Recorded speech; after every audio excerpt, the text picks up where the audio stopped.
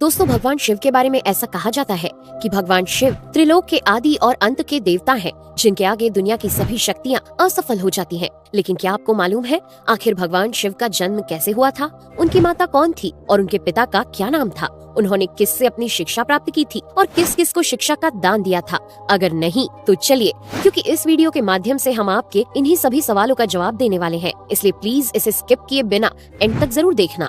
दोस्तों, आज सबसे पहले भगवान शिव के जन्म से जुड़ी पहली कहानी यानी शिव पुराण की एक लोकप्रिय कथा के बारे में बताने वाले हैं। शिव पुराण के अनुसार भगवान शिव को स्वयंभू माना जाता है, जिसका मतलब होता है कि भगवान शिव का जन्म स्वयं ही हुआ था। यानी कि इससे एक बात तो साफ हो जाती है कि ना ही भगवान शिव की कोई माता है और ना ही उनके कोई पिता है। इसी कारण से भगवान शिव पंच तत्वों से भी परे हैं, जिस कारण से इन्हें मृत्यु का भी कोई भय नहीं है और इनकी मृत्यु कभी नहीं हो सकती। पर अब बात करते हैं विष्णु पुराण में बताई गई भगवान शिव के जन्म से जुड़ी हुई एक और कहानी के बारे में। विष्णु पुराण में बताया गया है कि भगवान विष्णु के माथे से निकलने वाले तेज के कारण भगवान शिव की उत्पत्ति हुई थी और उनके नाभि से निकलते हुए तेज से कमल पर विराजमान ब्रह्मा जी का जन्म हुआ था। मगर दूसरी ओर भगवान विष्णु के जन्म के बारे में शिव पुराण में बताया गया है कि एक बार की बात है जब भगवान शिव अपने घुटने मल रहे थे और उनके घुटनों से निकलने वाले मैल से भगवान श्री विष्णु जी का जन्म हुआ था। पर अगर ऐसा हुआ है तो विष्णु पुराण और शिव पुराण एक दूसरे से बिल्कुल अलग हैं। इस कथा के अलावा भगवान शिव के जन्म की एक और पौराणिक कथा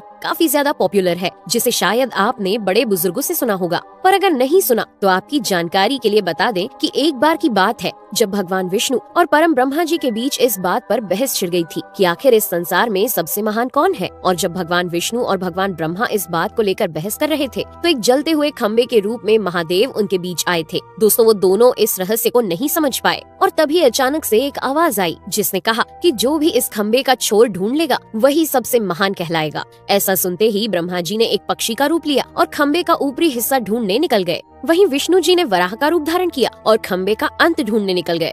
बहुत देर तक खोजने के बाद भी दोनों में से किसी को भी खम्बे का छोर नहीं मिला और दोनों हार मानकर वापस आ गए। जिसके बाद भगवान शिव अपने असली रूप में आए और फिर भगवान विष्णु और ब्रह्मा जी ने ये मान लिया कि महादेव ही सबसे महान और शक्तिशाली हैं। इनसे बड़ी शक्ति इस दुनिया में कोई नहीं है।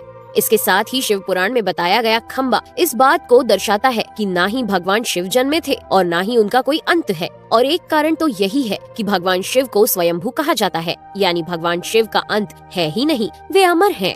अब हम बात करते हैं भगवान शिव से जुड़े एक ऐसे विषय के बारे में जो सबसे ज्यादा प्रसिद्ध है कि क्या भगवान ब्रह्मा भगवान शिव के पिता हैं? जी हाँ, इनकी ये कहानी लोगों के बीच काफी प्रसिद्ध है। तो आपको बता दें कि आखिर किस प्रकार भगवान शिव ने ब्रह्मा पुत्र के रूप में जन्म लिया था। इसके पीछे विष्णु पुराण की एक पौराणिक कथा है, जिसके अनुसार जब धरती, आकाश, पाताल या कहें पूरा यूनिवर्स जलमग्न यानी पानी में डूबा हुआ था, तब भगवान विष्णु के अलावा कोई भी देव या प्राणी इस संसार में नहीं था। तब केवल विष्णु ही जल सतह पर अपने शेषनाग पर लेटे हुए नजर आ रहे थे। जिसके बाद उनकी नाभि से कमल की डंडी पर ब्रह्मा जी प्रकट हुए और जब भगवान ब्रह्मा और भगवान विष्णु इस यूनिवर्स से संबंधित बातें कर रहे थे तब भगवान शिव प्रकट हुए। जिसके बाद ब्रह्मा ने उन्हें पहचानने से इनकार कर दिया। इस कारण से भगवान शिव रूठ गए और उनके रूठ जाने के कारण भगवान विष्णु ने उन्हें दिव्य दृष्टि प्रदान कर ब्रह्मा जी को भगवान शिव की याद दिलाई। जिसके बाद भगवान ब्रह्मा को अपनी गलती का एहसास हुआ और शिव से क्षमा मांगते हुए उन्होंने उनसे अपने पुत्र रूप में पैदा होने का आशीर्वाद मांगा। जिस कारण से भगवान शिव ने भगवान ब्रह्मा की प्रार्थना को स्वीकार करते हुए उन्हें ये आशीर्वाद दे दिया। लेकिन इसके बाद जब भगवान ब्रह्मा ने इस सृष्टि की रचना शुरू की तो उन्हें एक बच्चे की जरूरत पड़ी और तब उन्हें भगवान शिव का आशीर्वाद ध्यान आया,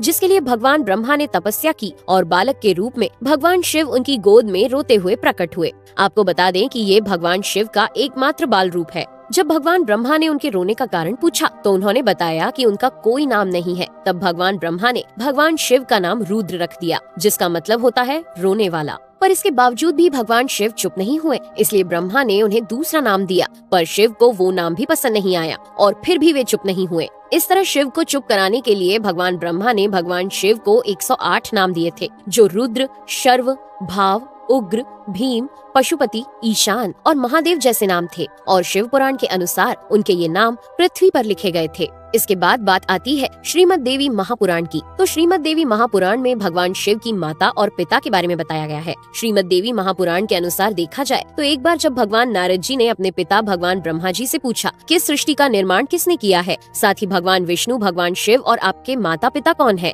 तब भगवान ब्रह्मा जी ने नारद जी को त्रिदेवों के जन्म के बारे में बताया। जो बताया वो वाकई चौंका देने वाली बात थी। दरअसल उन्होंने कहा कि देवी दुर्गा और शिव स्वरूप ब्रह्मा के योग से ब्रह्मा, विष्णु और महेश का जन्म हुआ था। यानी प्रकृति का रूप लिए माँ दुर्गा ही हम तीनों की माता है और ब्रह्मा यानी काल सदाशिव हमारे पिता है। इसके साथ ही श्रीमद् देवी महापुराण में भी भगवान विष्णु और भगवान ब्रह्मा के बीच हुए झगड़े की एक कहानी मिलती है, जिसके अनुसार एक बार श्री ब्रह्मा जी और विष्णु जी में झगड़ा हुआ और दोनों में बहस छिड़ी हुई थी। तब भगवान ब्रह्मा ने कहा कि सृष्टि को मैंने बनाया है और मैं ही प्रजापिता हूँ, जिसके जवाब में भगवान विष्णु जी ने कहा कि मैं आपका पिता हूँ क्योंकि आप मेरी नाभि से निकले हुए कमल से पैदा हुए हैं। और धीरे धीरे कर ये बहस बढ़ती गई। दोस्तों, इसके बाद इन दोनों का झगड़ा सुनकर सदाशिव वहाँ पहुँचे और उन्होंने कहा कि पुत्रों, मैंने ही तुमको इस संसार को बनाने और इसे संभालने के केवल 2 काम दिए हैं। इसी प्रकार मैंने शंकर और रुद्र को संहार और तिरोगति के कार्य दिए हैं। इसके साथ ही उन्होंने कहा कि मेरे 5 मुख हैं। एक मुख से अकार,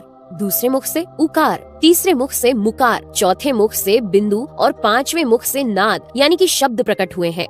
उन्हीं 5 को एक साथ मिलाकर देखा जाए तो एक अक्षर ओम बनता है, जिसे आज हम सभी भगवान शिव के मूल मंत्र के रूप से जानते हैं। इतना कहने के बाद भगवान ब्रह्मा और विष्णु दोनों ही समझ गए कि भगवान शिव से ज्यादा शक्तिशाली इस दुनिया में कुछ भी नहीं है और दोनों ने भगवान शिव को प्रणाम किया और चले गए। चलिए दोस्तों, अब जब आप भगवान शिव के बारे में इतना तो जान ही चुके हैं, तो क्या आपको पता है कि आखिर भगवान शिव ने किससे शिक्षा प्राप्त की थी और उनके गुरु कौन थे? हम जानते हैं, शायद ही इसका जवाब आप में से किसी को पता होगा, पर जिन्हें नहीं पता उन्हें बता दें कि भगवान शिव स्वयं इस संसार के गुरु माने जाते हैं, जिन्होंने इस संसार में गुरु शिष्य की परंपरा की शुरुआत की थी। लेकिन अगर सवाल आता है कि आखिर भगवान शिव किसके गुरु थे, तो आपको जरूर जान लेना चाहिए कि हिंदू धर्म के ग्रंथ कहते हैं कि ब्रह्मा जी और शिव जी इस संसार के सबसे पहले गुरु हैं, जिन्होंने गुरु शिष्य के इस रिश्ते की शुरुआत की थी, जहां भगवान ब्रह्मा ने अपने मानस पुत्रों को शिक्षा